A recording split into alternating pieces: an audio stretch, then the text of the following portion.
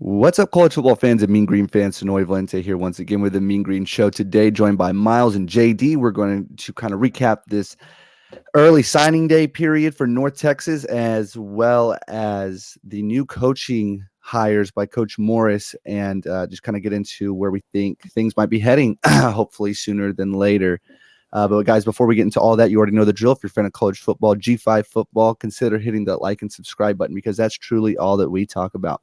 Well, all right. So yesterday was the press conference for Coach Morris and the introductory to him officially, and I think it was a really good showing, a really successful outing for North Texas, and a lot of fans and alumni and boosters, and just a lot of a lot of very influential people were there, and I think it was a really good showing. Once again, I think Coach Morris did a really good job on the mic, and it displayed a lot of energy, a lot of hunger, and he really emphasized recruiting. And as JD, I'm sure you can resonate with that too. But some people like us that really follow recruiting almost as close as we follow the actual season, that's really fun to hear. So really can't wait to see how that plays out. But obviously, he has to get staff in place first before he can really get aggressive with recruiting. And before we talk about this coaching staff, and I pass it along here, just want to recap. I think we had two signings yesterday, and Marcus Moore as well as Landon Sides, correct, from Denton Geyer. And Miles and I were talking a little pre-tape, but Landon Sides, I mean, it was a flip from Incarnate Word, which FCS school.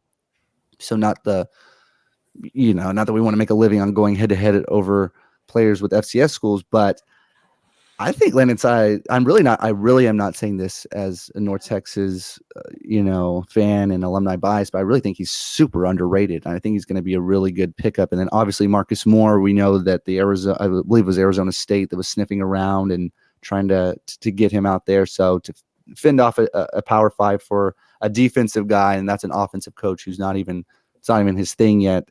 I think that's some good starts to the process. And Landon Sides being a Denton guy, that always helps when maybe his buddies hit the portal in a year or two. Maybe they'll want to link up back here, home base. But anyway, Miles, pass it to you first here. What's your thoughts on the coaching hires thus far, and where's your what do you think? How do you think things are heading? Well, I mean, I really like it. You look at the defensive coordinator hired today. He had one of the best defense. I know he wasn't a defensive coordinator there; he was a cornerbacks coach. But I mean, his cornerbacks, I think, allowed like 170 yards a game, something really, really good. And Iowa State's had a really good defense the past few years.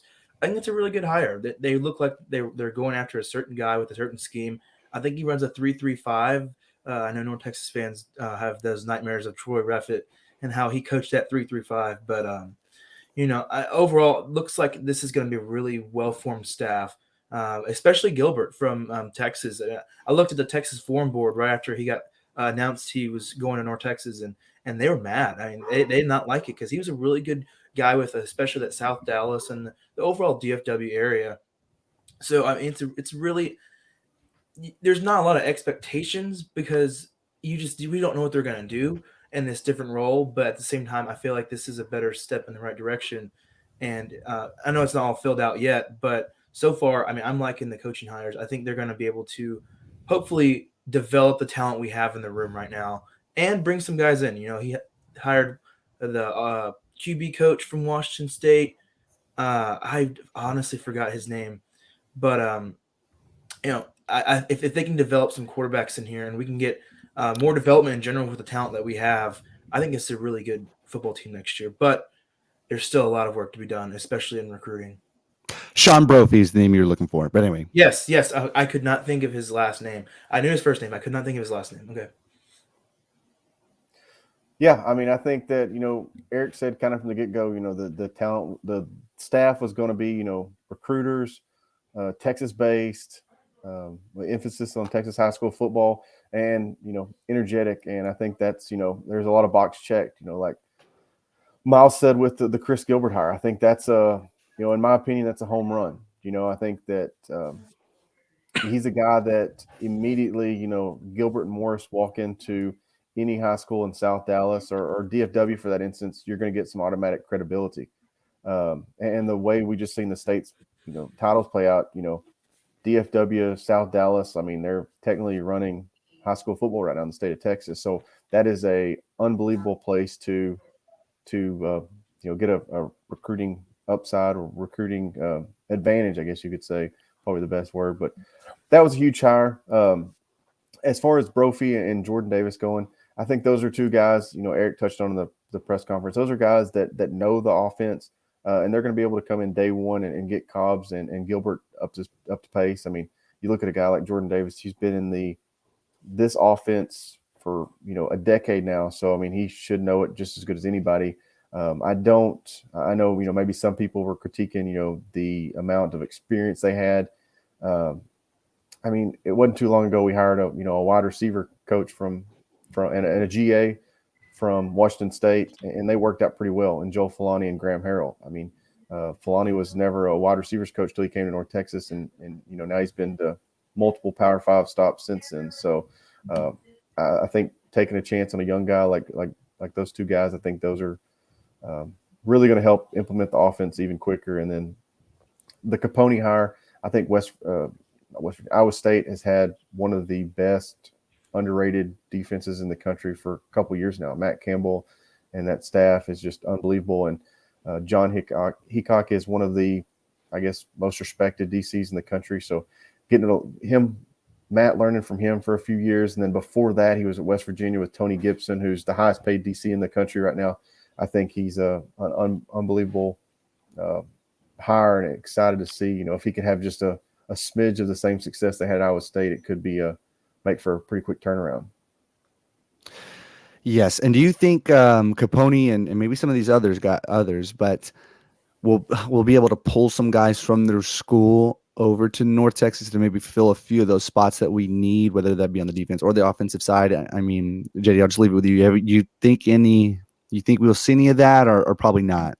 I was talking to a guy from Iowa State's in the portal right now this morning, and seemed like he was excited about the hire. I think it all depends on if the staff, who they offer. I know that the game plan, and I, it's frustrating as a fan, seeing UTSA, SMU signing full classes yesterday. But then, hearing it at the press conference from Morris, him reiterating, that he wants to get his staff here. They want to take a more of a slower approach, figure out, what they're going after, not just throwing out offers. They want to build relationships too.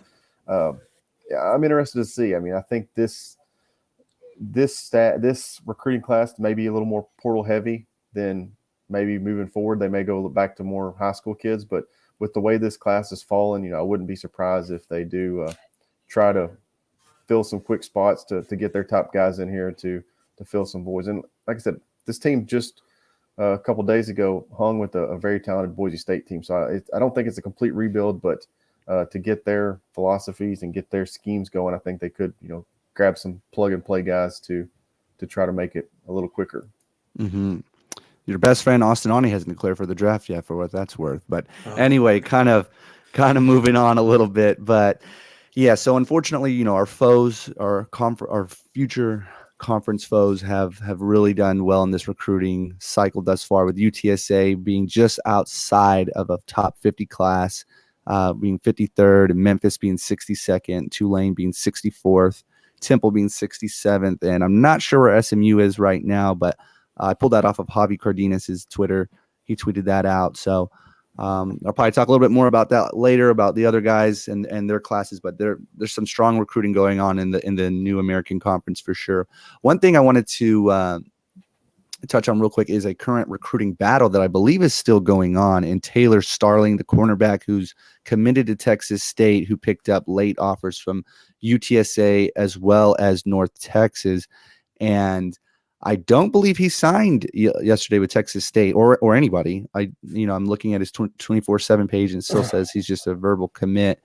But Miles, pass it to you first. I mean, do you think we've got a real shot at him? And it's really just, I feel like this is just kind of bragging rights between two Texas schools, whoever gets him, or between the three Texas schools, that whoever gets Starling. But do you think that us hiring Gilbert has gave us a leg up with the South Oak Cliff connection?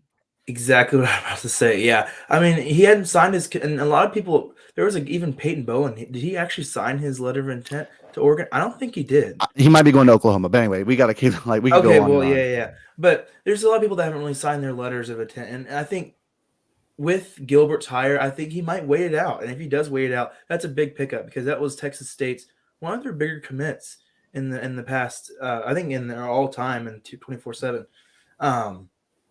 But I think he will impact a lot of players and maybe who are already committed right now who might enter the portal next year because a lot of freshmen are going to enter the portal. That happens every year. But if he can bring an impact on kids who are already committed as well as other kids in the area, because you look at South Oak Cliff right now, they have like what 7, 8 D1 guys on that team, and they won the state this year.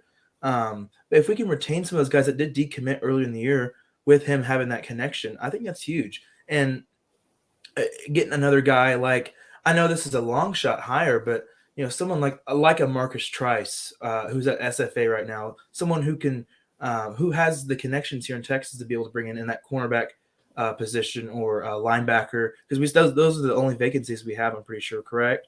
Or is it defensive line too?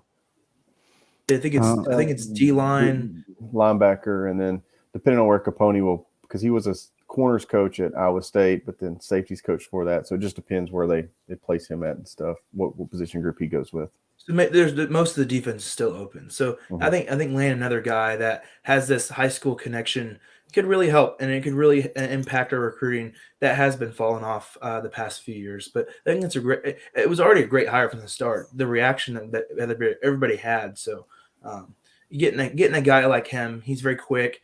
And Texas State fans seem to love him. So I think this will be more impactful for the future. Hopefully we can hang on to him. That's the big part, hanging on to him for more than a year or two, because he's rising up really, really fast. If we can hang on to him, that's really, really good.